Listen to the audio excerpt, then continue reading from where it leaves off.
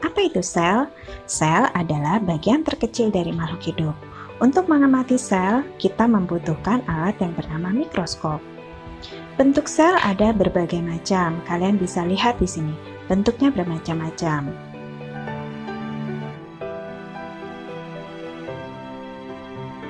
Sekarang perhatikan organel-organel sel pada sel hewan berikut ini.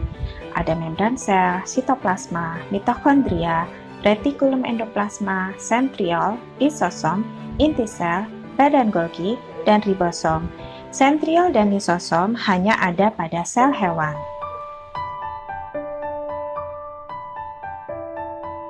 Berikutnya adalah organel-organel sel yang ada pada sel tumbuhan. Ada membran sel, mitokondria, vakuola, kloroplas, dinding sel, inti sel, retikulum endoplasma, ribosom, dan sitoplasma. Vakuola, kloroplas, dan dinding sel hanya ada pada sel tumbuhan. Jadi, kalian bisa membuat tabel perbedaan antara sel hewan dan sel tumbuhan seperti ini ya. Silahkan dicermati.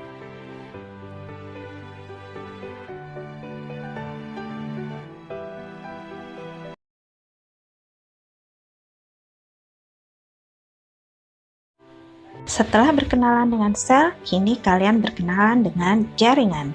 Jaringan adalah sekumpulan sel yang memiliki bentuk dan fungsi yang sama. Sekali lagi, jaringan adalah sekumpulan sel yang memiliki bentuk dan fungsi yang sama. Pada jaringan hewan, kita mengenal ada jaringan epitel.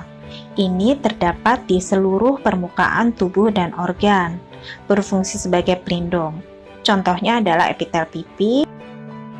Yang kedua adalah jaringan otot. Otot berfungsi sebagai alat gerak aktif. Ada 3 macam otot, yaitu otot polos yang terdapat di saluran pencernaan dan pembuluh darah, otot lurik yang menempel pada rangka, dan otot jantung yang terdapat pada organ jantung. Berikutnya adalah jaringan syaraf, berfungsi untuk menerima dan mengirimkan rangsang. Otak sebagai pusat syaraf, indera sebagai penerima rangsang, organ, alat gerak, dan kelenjar yang bereaksi terhadap rangsangan tersebut. Jaringan hewan berikutnya adalah jaringan penyokong. Terdapat pada tulang, persendian, darah, dan lemak. Kalian bisa amati gambar berikut ini ya. Oke, sekarang kita masuk ke jaringan tumbuhan. Ada jaringan meristem. Ini merupakan sekumpulan sel yang aktif membelah diri. Banyak ditemukan di ujung batang, ujung akar, dan kambium batang. Kemudian ada jaringan epidermis, berfungsi untuk melindungi jaringan yang ada di bawahnya, terdapat di seluruh permukaan tubuh tumbuhan. Contohnya, epidermis bawang merah. Jaringan parenkim memiliki ciri dinding sel yang tipis dan terdapat rongga udara di antara sel.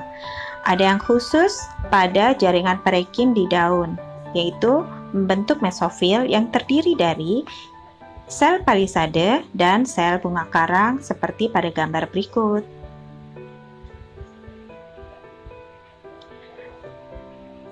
Lalu ada jaringan pengangkut.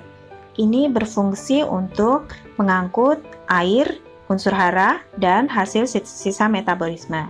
Kita lihat ya, barusan potongan melintang daun, kemudian potongan melintang akar, ada xilem dan phloem, kemudian ada potongan melintang batang, juga ditemukan ada xilem dan phloem. Nah, ini adalah batangnya batang pohon dikotil. Perhatikan ada yang khas di sini, yaitu terdapatnya kambium di antara phloem dan xilem. Sedangkan pada batang monokotil tidak terdapat kambium. Apa itu xilem dan phloem? Kita lihat tampilan berikutnya. Phloem memiliki fungsi sebagai pengangkut hasil fotosintesis dari daun ke seluruh tubuh tumbuhan. Sedangkan xilem sebagai pengangkut air dan unsur hara dari dalam tanah ke daun. Yang berikut adalah jaringan penyokong, berfungsi untuk menyokong tubuh tumbuhan. Ada 2 sel, yaitu kolenkim yang memiliki ciri sel berupa sel hidup bersifat sementara, dan sklerenkim yang memiliki ciri sel berupa sel mati dan dindingnya sangat-sangat tebal. Mari kita simpulkan pelajaran kita hari ini. 1. Kalian sudah mengenal sel sebagai unit terkecil dari makhluk hidup. 2. Organel-organel sel yang merupakan bagian di dalam sel yang memiliki fungsi-fungsi tertentu. 3. Perbedaan antara sel hewan dan sel tumbuhan. Pada sel hewan terdapat lisosom dan sentriol. Sedangkan pada sel tumbuhan terdapat dinding sel, vakuola yang besar, dan plastida yang berupa kloroplas atau kromoplas. Yang keempat adalah jaringan. Jaringan adalah sekumpulan sel yang memiliki fungsi dan bentuk yang sama. Jaringan pada hewan, kalian mengenal ada jaringan epitel, jaringan otot, jaringan syaraf, dan jaringan penyokong.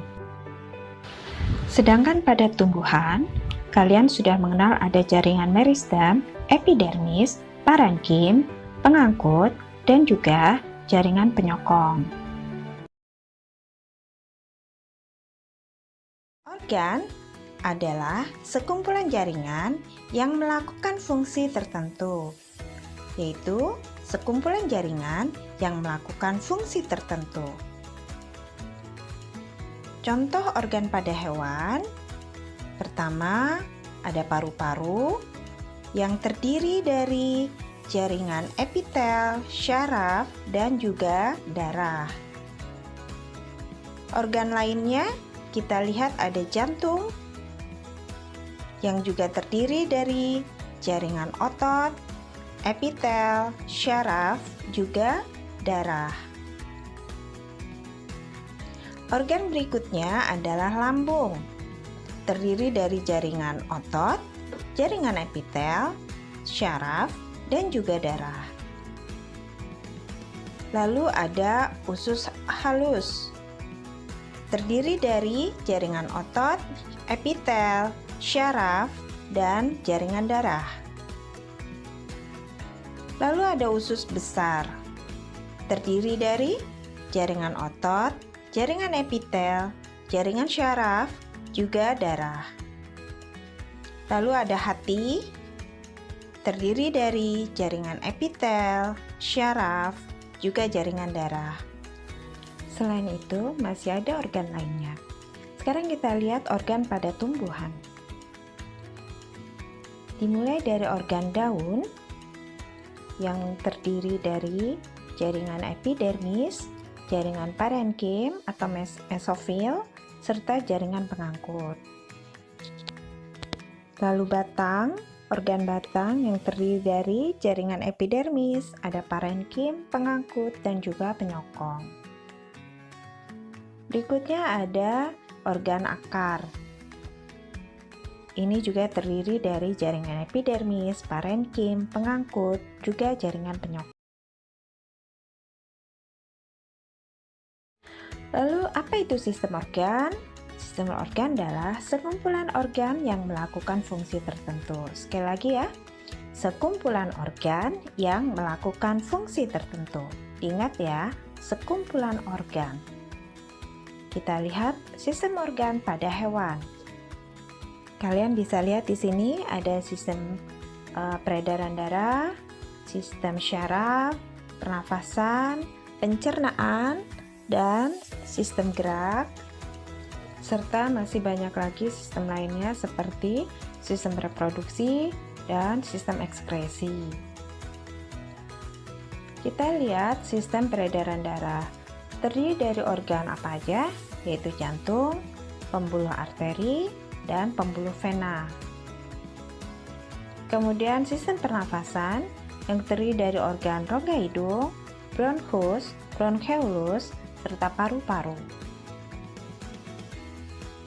Lalu ada organ pencernaan, paling banyak ya, ada lidah, ada esofagus, lambung, usus halus, usus besar, hati, dan pankreas. Lalu ada sistem gerak, terdiri dari rangka, otot, ligamen, juga sendi. Lalu sistem organ pada tumbuhan, salah satunya adalah sistem respirasi atau pernapasan. Organnya daun yaitu stomata, batang oleh lentisel serta akar. Kalian tentu mengenal ada istilah akar nafas. Ya. Kemudian ada sistem pengangkut, organnya masih akar, batang, daun, dan yang berperan di sini adalah xilem serta floem.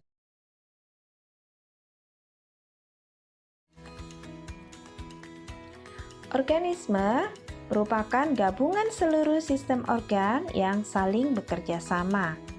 Jadi seluruh sistem organ-organ tersebut semua bekerja sama, maka terbentuklah satu organisme. Ya, ini sistem organ yang bekerja sama kemudian membentuk satu organisme. Sama dengan tumbuhan, ada sistem respirasi, kemudian ada sistem angkut, kemudian ada sistem gerak, dan ini semua juga bergabung menjadi satu, membentuk suatu organisme tumbuhan. Oke, kesimpulan apa yang kita dapat di sini dalam pelajaran kali ini? Satu, yaitu sistem organisasi kehidupan dimulai dari sel, jaringan, organ, sistem organ, dan organisme. Organ adalah sekumpulan berbagai macam jaringan yang bersama-sama melakukan fungsi tertentu. Kemudian, sistem organ adalah sekumpulan organ yang bekerja sama melakukan fungsi tertentu. Dan yang keempat, sekumpulan sistem organ akan bekerja sama membentuk organisme.